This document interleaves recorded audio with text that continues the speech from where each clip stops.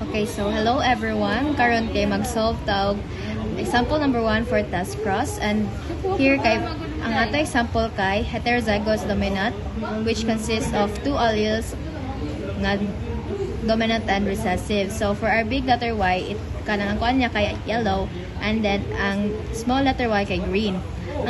So diri na tay example din and na siya missing, and ang need na to siya ibutang kay need na to siya butngan og letters nga inig kuan na to tanan kay 50% yellow and 50% green siya. So mag-try ta og testing. So for example, mag-use ta og heterozygous recessive, which is duha ka small letter Y, and then mag-make ta og box nga 4 kabuok ang masulod like this, and then ato ni silang i-multiply.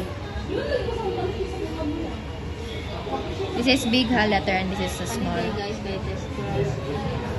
And then i-multiply na to siya, which is this, Y, and Y. So ato nang kuha next kay ang iyang genotypic ratio or GR. So ang result ani kay naatay duha ka this kani pareha sila, which is 50% nga yellow siya and 50% nga green. And for our phenotypic ratio, nag-show siya nga yellow and green. So sakto niya itong gigamit nga homozygous recessive. And that's how we use that as cross.